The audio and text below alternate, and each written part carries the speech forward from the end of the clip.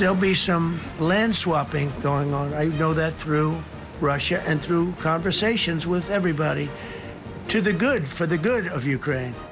Today on the Morning Edition, summit in Alaska. The White House preparing for Trump's meeting with Russian President Vladimir Putin Friday. What we know so far. Plus, we are hopeful that this would stop the bloodshed. We hope that this meeting will cease the killing of Ukrainians. Ukrainians in Alaska hope the upcoming meeting here will bring hope for an end to the war. We'll visit a church service where Ukrainian refugees prayed for peace. And later, a fascinating study into the life and times of courting crustaceans pits the shelled species against a clawed robot named Wavy Dave, as the Morning Edition starts now. Good morning, everyone, on this Tuesday. A clawed crustacean. Wavy Dave. I love the name Wavy Dave. But yeah, we'll see what a robot crab is out there for. I'm assuming it's trying to tempt the ladies. Crab. Yeah. So trying to, win the ladies over. Interesting. The big old claw. Yeah. Well, good morning. Good morning. It's busy. Yeah. It's a busy day here. We got a lot of weather going on. Not really in South Central. South Central, we're going to be, but a lot of other places across the state, we are going to be quite busy. Lots going on. So let's start, though, with what we've got here in the Anchorage area, and temperatures a little bit on the cool side. Give me 2 seconds. My clicker does not seem to be... Oh, there it goes. Okay, never mind. My clicker was working again. 52 degrees out at Stevens International Airport. The winds coming out of the south to about 8 miles per hour. But really, when your temperatures are this warm, it doesn't really impact it, so it doesn't feel like it's any colder than that. Into the interior, Fairbanks, you're at 40 degrees. Today is going to be your sunshine day. All around the interior, you're going to have that sunshine, temperatures warming back up into the 70s, but that does not last for long. Around Anchorage, we are into the mid-40s over in East Anchorage, so feeling those cooler temperatures. You kind of step out and think, wow, it's feeling a little bit like fall, and I know many of us are not ready for that. But 44 at the Camel Creek Science Center, 46 over in Muldoon. Around Eagle River, you're at 47, 51 over at J-Bear. So we got rid of the rain yesterday. We had all that sunshine here in South Central. Well, now some clouds are moving in. I don't think it's a lot of heavy cloud cover, but we are going to see at least a little bit of cloud cover coming in and some hit and miss sunshine. Into the interior, you're going to have your sunshine for today, but out to the west, that storm that we were watching yesterday has moved in. It is not only bringing a lot of rain with it, but it's also bringing some elevated winds. And of course, we continue to have this high surf advisory. This is now in place until 10 o'clock tonight. And then in southeast, we've got a couple things going on. Dense fog advisory for the Yakutat area. This also includes out over the Yakutat Bay and parts of Disenchantment Bay. So you want to just be cautious if you happen to be going out on the water. And then we've got a flood advisory. Now, this is at the Mendenhall River, but it is not dealing with the area, the Suicide Basin release that we're expecting. So we are looking at just a different, it's just because of the rain that you've been getting in southeast is why you have that. Today, southeast, you're going to see things a little bit drier and calmer. That rain across western Alaska already today. Nome, Bethel, Kotzebue seeing the rain. McGrath seeing some sunshine at this hour. And here in South Central, overall, we've still got some clear skies, but we are looking at a few clouds to come in. Russia's occupied a big portion of Ukraine. They've occupied some very prime territory. We're going to try and get some of that territory back for Ukraine. Trump speaking on his upcoming summit with Russian President Vladimir Putin here in Alaska. That is today's top story. The president said Ukrainian President Volodymyr Zelensky could attend the Friday meeting, but expressed skepticism that it would make a difference in reaching a deal to end the war. Meantime, President Trump has deployed hundreds of federal law enforcement to the streets of Washington, D.C. The president argues there's a crime emergency, though the city's mayor says crime is decreasing. Bradley Blackburn has the latest.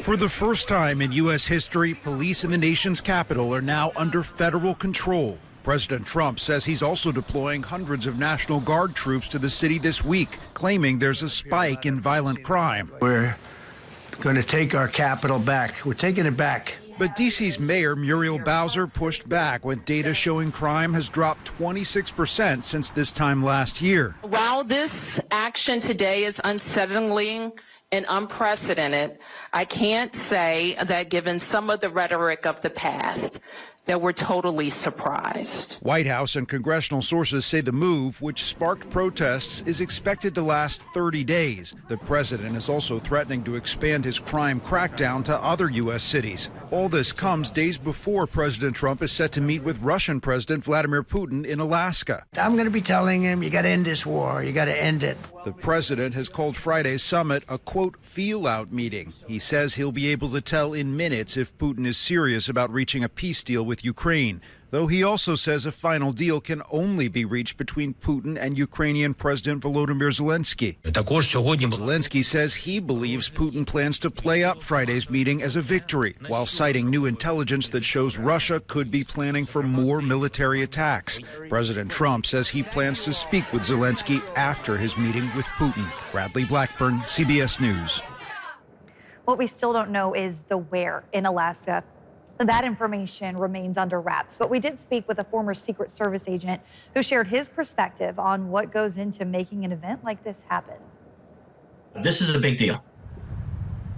Bobby McDonald is now an assistant professor in New Haven, Connecticut, with more than 2 decades of experience planning high-profile events. He believes a military base like Jay Bear would be the most likely choice, offering tight security and minimal distractions. As for security, keeping the location close to the chest is expected.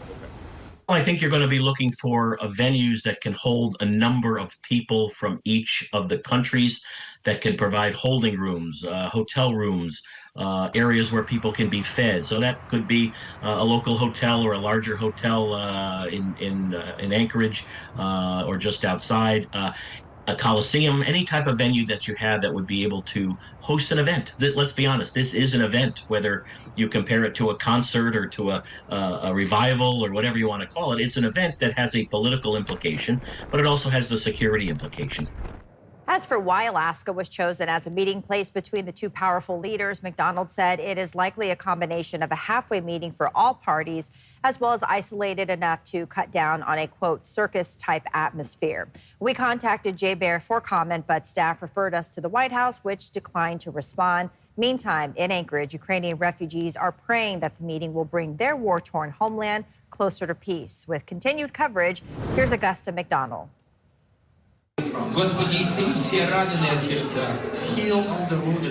Sunday's service this week brought a renewed call for peace.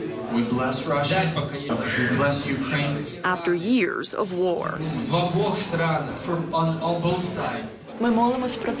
This is something that we are praying about. Ukrainians at Anchorage's New Chance Church pray for an end to the grueling conflict. And we hope that they will reach some kind of terms that will be peaceful.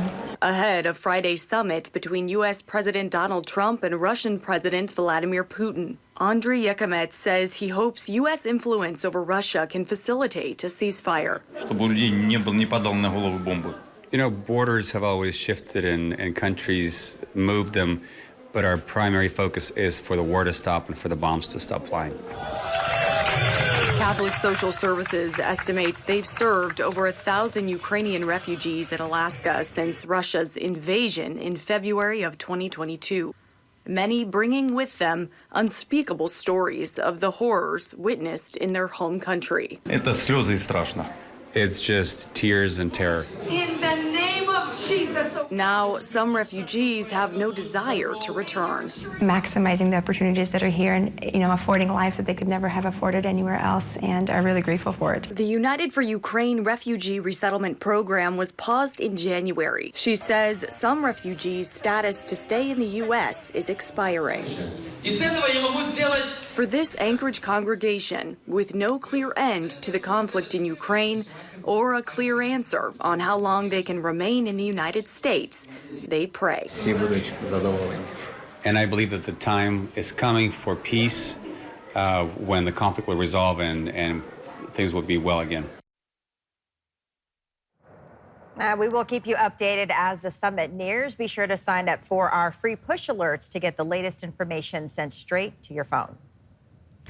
A deadly house fire in Eagle River, leaving one person dead and another injured. It happened near the intersection of Skyline and Roseberry Park. The Anchorage Fire Department says one person escaped and called 911, reporting others were either trying to escape or were trapped. AFD says the multi-station response was tough due to a lack of nearby fire hydrants, and the fire smoldered for about 3 hours. The person who escaped through the window was taken to an Anchorage hospital.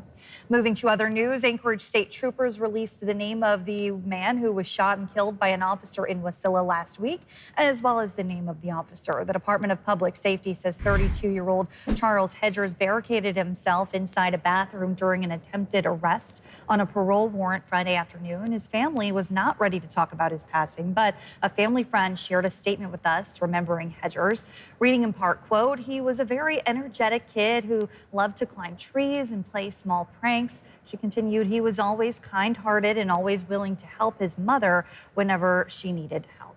DPS has identified the officer who shot his weapon as one-year AST veteran trooper Nicholas Blanchard. Per policy, he's been placed on administrative leave for 7 days.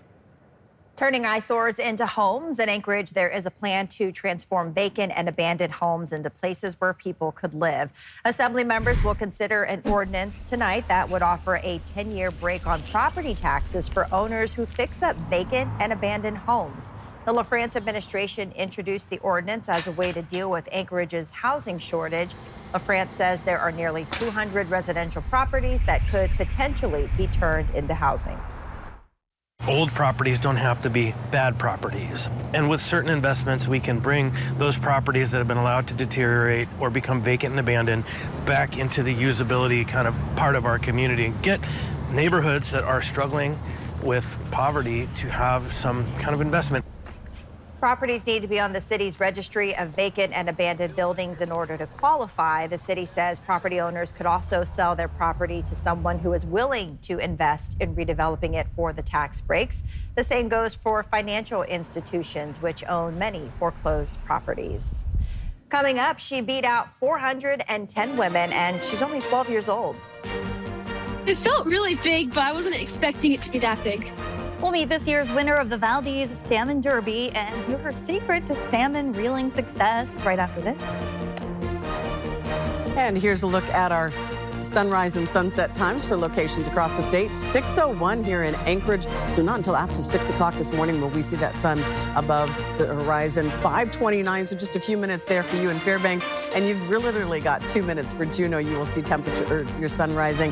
Bethel, not till 6:51. It's getting later and later. Our days are getting shorter and shorter. And we're back here on a Tuesday. Ooh, very ominous out there at Cap High National Park. Looking for the bears. Still pretty dark. Yeah, not seeing any, but looks like a lot of bugs maybe, or rain. I don't know. What do you think, Tracy? What is zipping through the fog, Tracy? I don't know. It's kind of scary looking. Whoa. I'm thinking aliens. What is going on? Could be. You never know. Maybe that's why the bears aren't there. They're scared of the aliens. Interesting. We'll have to investigate that. That is absolutely intriguing. Yeah, we got a lot going on weather-wise across the state, and you can kind of see on the map right there, that is the one we're mainly going to be focused on for today. It is a large area of low pressure that's out to the west, and it is pretty much going to impact almost all of western Alaska and then pushing into the interior. So this is where we're at this morning. Now, it moves to the north. It really is probably a one-day event, not only bringing that rain, but also some elevated winds.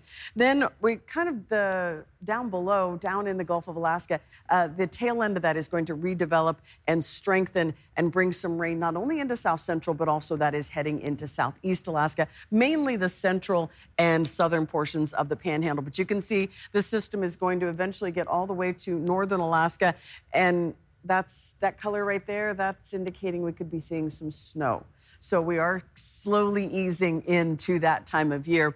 Overall, though, this is when it's really going to be impacting western Alaska and then down in southeast, bringing more rain to an area that's already seen a lot of rain this last weekend. That steady, moderate to heavy rain is causing a flood advisory down below. So for today, looking at that rain from Utqiagvik all the way down to Bethel, Bristol Bay, Cold Bay even, expecting to see some rain this morning. But you're going to see some sunshine into the interior and southeast. You get to see some sunshine today, too. A couple days bit of a break in the rain. Your temperatures near 70 degrees in many locations around Haines and Juneau with those mostly sunny skies. Sitka at 66, Skagway at 70 as well. Into the interior, near the upper 60s to about 70 degrees for your sunshine day. Today's probably your best day to get out and enjoy that sun because the clouds do start creeping back in tomorrow. You're going to bring a chance of rain later in the week. Taking a look at that, let's go ahead and take a look at your 7-day forecast for the Fairbanks area. Mostly sunny skies today.